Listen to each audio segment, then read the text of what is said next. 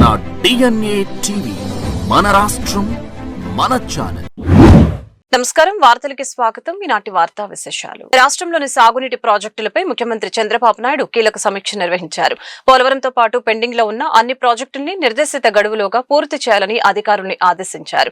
ఇటీవల విడుదల చేసిన ఇరిగేషన్ క్యాలెండర్ కి అనుగుణంగా పనులు వేగవంతం కావాలని స్పష్టం చేశారు. అమరావతిలోని సచివాలయంలో రాష్ట్రంలోని సాగునీటి ప్రాజెక్టులపై ముఖ్యమంత్రి చంద్రబాబు నాయుడు ఉన్నత స్థాయి సమీక్ష నిర్వహించారు. ఇటీవల ప్రభుత్వం ప్రతిష్టాత్మకంగా విడుదల చేసిన ఇరిగేషన్ క్యాలెండర్ ప్రకారమే అన్ని ప్రాజెక్టులు పూర్తి కావాలని సీఎం దిశానిర్దేశం చేశారు. నిర్దేశించుకున్న గడువును ఎట్టి పరిస్థితుల్లోనూ దాటకూడదని, పనుల్లో వేగం పెంచాలని స్పష్టం చేశారు. మరోవైపు నీటి నిర్వహణలో కేవలం ప్రభుత్వ యంత్రాంగమే కాకుండా సాగునీటి సంఘాలను మరియు ప్రజలను భాగస్వాములు చేయాలని సీఎం సూచించడం జరిగింది. ఇందుకోసం స్వల్ప, మధ్య, దీర్ఘకాలిక ప్రణాళికల్ని తక్షణమే సిద్ధం చేయాలని అధికారుల్ని కోరారు. ఆంధ్రప్రదేశ్ వ్యాప్తంగా ఉన్న రైతులకు జగమంతా ఊరటనిచ్చే వార్త. ఖరీఫ్ 2026 సీజన్ కి సంబంధించి సాగునీటి విడుదలపై కూటమి ప్రభుత్వం కీలక నిర్ణయం తీసుకుంది. జూన్ 1వ తేదీ నుంచి రాష్ట్రంలో కాలువలకు సాగునీటిని విడుదల చేయనున్నట్లు ప్రభుత్వం ప్రకటించింది. యూరియా పంపిణీని క్రమబద్దీకరించేందుకు రైతులకు ప్రత్యేక కార్డులను అందజేస్తామని, పంట అవసరాల దృష్ట్యా 2-3 విడతల్లో నానో యూరియాను వినియోగించాలని మంత్రి అచ్చెన్నాయుడు రైతులకు విజ్ఞప్తి చేశారు. అమరావతి సచివాలయంలో వ్యవసాయ శాఖ మంత్రి కింజారపు అచ్చెన్నాయుడు, ఇరిగేషన్ శాఖ మంత్రి నిమ్మల రామానాయుడు ఉన్నతాధికారులతో కలిసి భారీ సమీక్ష సమావేశాన్ని నిర్వహించారు. ఖరీఫ్ సాగు రైతులంతా సిద్ధం కావాలని పిలుపునిచ్చిన మంత్రులు ఏ డెల్టాలకు ఏ తేదీల్లో నీరు విడుదల చేయబోతున్నారో స్పష్టమైన షెడ్యూల్ ని ఖరారు చేశారు. జూన్ 1 నుంచి కాల్వలకు నీటిని విడుదల చేస్తామని, ఇందుకు అనుగుణంగా మే చివరి నాటికే కాల్వల్లో పూడికతీత పనుల్ని యుద్ధ ప్రాతిపదికన పూర్తి చేయాలని అధికారుల్ని మంత్రి ఆదేశించారు. మరోవైపు ఈ ఏడాది ఖరీఫ్ పై ఎల్నినో ప్రభావం ఉండే అవకాశం ఉందన్న అంచనాలపై వ్యవసాయ శాఖ అధికారులతో మంత్రి అచ్చెన్నాయుడు ప్రత్యేకంగా వర్చువల్ మీటింగ్ నిర్వహించడం జరిగింది. ఎరువులు పక్కదారి పడితే అధికారులపై కఠిన చర్యలు ఉంటాయని ఈ సందర్భంగా హెచ్చరించారు. ఆంధ్రప్రదేశ్ లో పెరిగిన ఇంధన ధరలపై రాజకీయ మంటలు చెలరేగుతున్నాయి. కూటమి ప్రభుత్వం అధికారంలోకి వచ్చిన తర్వాత పెంచిన పెట్రోల్, డీజిల్ ధరలకు వ్యతిరేకంగా విజయవాడలో వైఎస్సార్ కాంగ్రెస్ పార్టీ భారీ నిరసనకు దిగింది. ఎన్టీఆర్ జిల్లా వైసీపీ అధ్యక్షులు దేవినేని అవినాష్ ఆధ్వర్యంలో వినూత్న రీతిలో శాంతియుత ర్యాలీ నిర్వహించారు. కూటమి పాలనలో సామాన్యుడి నడ్డి విరుస్తున్నారంటూ దేవినేని అవినాష్ ప్రభుత్వంపై మండిపడ్డారు. విజయవాడలో పెట్రోల్, డీజిల్ ధరల పెంపునకు వ్యతిరేకంగా వైసీపీ శ్రేణులు రోడ్డుపైకి వచ్చారు. ఎన్టీఆర్ జిల్లా వైసీపీ అధ్యక్షులు దేవినేని అవినాష్ నేతృత్వంలో నిర్వహించిన శాంతియుత నిరసన ర్యాలీ అందరి దృష్టిని ఆకర్షించింది. పెరిగిన ధరలపై వినూత్నంగా నిరసన తెలుపుతూ ఎడ్ల బండిపై ద్విచక్ర వాహనాలను ఎక్కించి ఆ బండిని తాడుతో లాగుతూ వైసీపీ నాయకులు, కార్యకర్తలు ప్రభుత్వ వ్యతిరేక నినాదాలు చేశారు. కూటమి ప్రభుత్వం అధికారంలోకి రాగానే పెట్రోల్, డీజిల్ ధరలను లీటర్కు ₹3 పెంచి దేశంలోని ఆంధ్రాను అగ్రస్థానంలో నిలిపారని దేవినేని అవినాష్ ఈ సందర్భంగా మండిపడ్డారు. ఈ ప్రభుత్వం ప్రజలకు చేసింది ఏమీ లేదని, నిజంగా చిత్తశుద్ధి ఉంటే ధరలు తగ్గించేలా కేంద్రంపై ఒత్తిడి తీసుకుని రావాలని అవినాష్ డిమాండ్ చేశారు. మరీ ముఖ్యంగా సామాన్య ప్రజానికం నడ్డి విరిచే విధంగా ఈ 2 సంవత్సరాలుగా వాళ్ళు పరిపాలన చేస్తడం జరిగింది. ఈరోజు ఆంధ్రప్రదేశ్ రాష్ట్రంలో పెట్రోల్ మీద, అదేవిధంగా డీజిల్ మీద ₹3 పెంచి దేశం మొత్తం మీద ఆంధ్రప్రదేశ్ రాష్ట్రమే ఎక్కువగా రేట్లు ఉండే విధమైన పరిపాలన చేసిన ప్రభుత్వం ఈ కూటమి ప్రభుత్వం. ఇదే నారా చంద్రబాబు నాయుడు గారు, ఇదే నారా లోకేష్ గారు ఆ రోజు ఎన్నికలకు ముందు లోకేష్ గారు ఆయన ఒక యువగలం పాదయాత్ర సమయంలో అమ్మ, అక్క, చెల్లి, అన్న, నాదే బాధ్యత, మీరు కూటమి ప్రభుత్వానికి ఓటేసి గెలిపించండి, పెట్రోల్, డీజిల్ ధరలు తగ్గించే బాధ్యత నాది అని చెప్పని ఆ రోజు నారా లోకేష్ గారు చెప్పడం జరిగింది. దానికి ఇదిగోండి ఎంత గట్టిగా మేము తగ్గిస్తామని చెప్పని ఆ రోజు నారా లోకేష్ గారు చెప్పారు.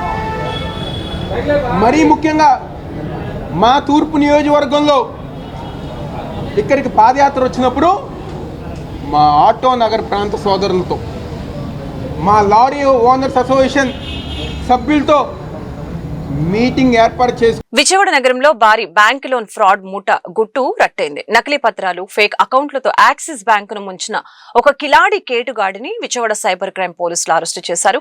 1 కాదు 2 కాదు, ఏకంగా 26 నకిలీ ఖాతాలు తెరిచి 5,28,00,000 రూపాయల మేర లోన్లు తీసుకుని జల్సాలు చేసిన నీలం పవన్ కుమార్ అనే నిందితుడిని పోలీసులు కటకటాల్లోకి నెట్టారు. నిందితుడి నుంచి ఏకంగా 7 కోట్ల రూపాయల విలువైన ఆస్తుల్ని స్వాధీనం చేసుకున్నారు. ఈజీ మనీ కోసం కంప్యూటర్ నాలెడ్జ్ ని క్రైమ్ వైపు మళ్లించాడు ఈ కేటుగాడు. కృష్ణా జిల్లా గూడూరు గ్రామానికి చెందిన నీలం పవన్ కుమార్ గతంలో ఈ సేవా కేంద్రంలో పనిచేసేవాడు. వచ్చే జీతం జల్సాలకు సరిపోకపోవడంతో బ్యాంకులను ముంచాలని ఈ ప్లాన్ వేశాడు. ఇందులో నకిలీ శాలరీ స్లిప్పులు, ఫేక్ ఐడి కార్డుల్ని అతనే స్వయంగా కంప్యూటర్లో సృష్టించాడు. 2019 సంవత్సరం నుంచి విజయవాడలోని యాక్సిస్ బ్యాంక్ బ్రాంచ్లను టార్గెట్ చేస్తూ ఏకంగా 26 నకిలీ సేవింగ్ ఖాతాలను తెరిచాడు.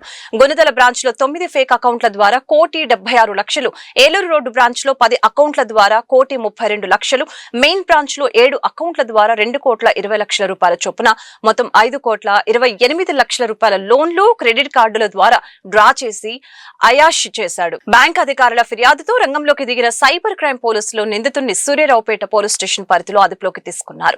నిందితుడి వద్ద నుంచి సుమారు 7 కోట్ల రూపాయల విలువైన 34 స్థిరాస్తి డాక్యుమెంట్లు, ఒక కారు, ఒక బైకు, 122 గ్రాముల బంగారం, 927 గ్రాముల వెండి, 9 ఏటీఎం కార్డులతో పాటు 11,500 రూపాయల నగదుని పోలీసులు స్వాధీనం చేసుకున్నారు. నిందితుడిపై గతంలోనూ భవానీపురం, కృష్ణలంక, బందరు టౌన్, గూడూరు స్టేషన్ లో పలు కేసులు ఉన్నట్లు పోలీసులు గుర్తించారు. ఇది బేసికల్ గా మ్యూల్ అకౌంట్స్ కి సంబంధించిన కేసు. ఇది ఇప్పటిది కాదు, 2021ది. 2021లోని 21 నుంచి 2019 నుంచి యాక్చువల్గా 2019 నుంచి ఈ అక్యూజ్డ్ పేరు ఎవరంటే నీలం పవన్ కుమార్.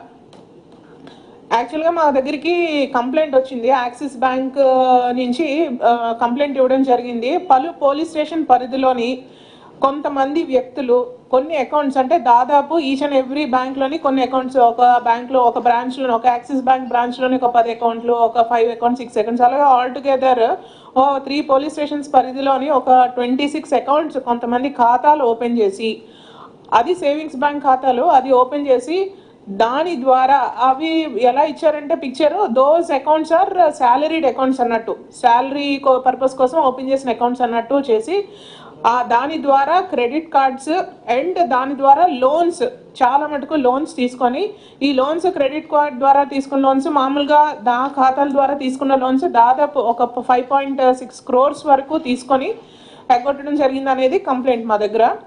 సో అది we thought initially that it is a group of persons, ఎందుకంటే ఇన్ని అకౌంట్స్ ఇన్వాల్వ్ అయ్యాయి కాబట్టి గ్రూప్ ఆఫ్ పర్సన్స్ చేశారని చెప్పి అనుకున్నాము. సో వీ స్టార్టెడ్ ఇన్వెస్టిగేషన్ చేస్తూ through technical evidence and also account analysis, ఇంకా వేరే బేసికల్గా ఈ కేసు ఛేదించిన మటుకు టెక్నికల్ అనాలిసిస్ ద్వారా.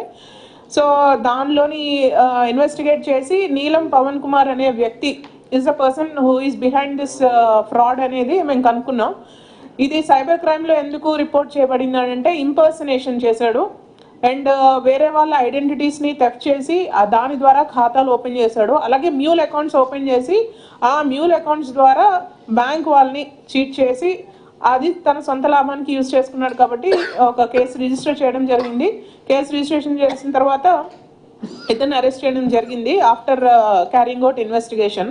ఇది మోడస్ ఆపరండి మాకు ఇన్వెస్టిగేషన్లో తేలింది ఏంటంటే, ఈ పర్సన్ ఎవరైతే ఉన్నారో అంతకుముందు 2019 ఆ ప్రాంతం వరకు, 2019 నుంచి 20 వరకు he uses to work as మీ సేవాలో అని పనిచేసేవాడు.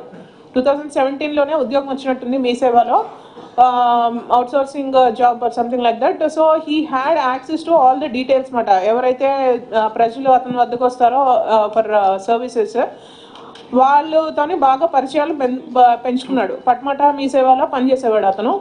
విజయవాడలో మాజీ ఎమ్మెల్సీ బుద్దా వెంకన్న అల్లుడిపై పోలీస్ స్టేషన్లో ఫిర్యాదు నమోదైంది. బుద్దా వెంకన్న అల్లుడు కాండ్రేగుల రవి నుంచి తమకు ప్రాణభయం ఉందంటూ గడ్డం సుమన్, రేణుకాదేవి దంపతులు వన్ టౌన్ పోలీసులను ఆశ్రయించారు. నమ్మకంగా వ్యాపారంలో భాగస్వామిగా చేరి తమను మోసం చేశాడని, అడిగినంత డబ్బు ఇవ్వలేకపోతే పిల్లల్ని చంపేస్తానని బెదిరిస్తున్నాడంటూ బాధితులు ఆవేదన వ్యక్తం చేశారు. టీడీపీ సీనియర్ నేత మాజీ ఎమ్మెల్సీ బుద్దా వెంకన్న కుటుంబంలో వివాదం పోలీస్ స్టేషన్ కు చేరింది. బుద్దా వెంకన్న అల్లుడు కాండ్రేగుల రవి తమ కుటుంబాన్ని చంపేస్తామని బెదిరిస్తున్నారని చేస్తున్నారంటూ గడ్డం సుమన్, రేణుకాదేవి అనే దంపతులు విజయవాడ 1 టౌన్ పోలీసులకు ఫిర్యాదు చేశారు.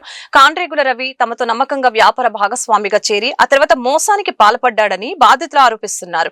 బినామీలను రంగంలోకి దించి తమపై తప్పుడు చెక్ బౌన్స్ కేసులు వేయించి వేధింపులకు గురి చేస్తున్నారని వారు మీడియా ముందు వాపోయారు. తమ వెనుక మాజీ ఎమ్మెల్సీ బుద్దా వెంకన్న ఉన్నారని, తమను ఎవరు ఏం చేయలేరంటూ రవి రౌడీజం చేస్తున్నాడని దంపతులు ఆవేదన వ్యక్తం చేశారు.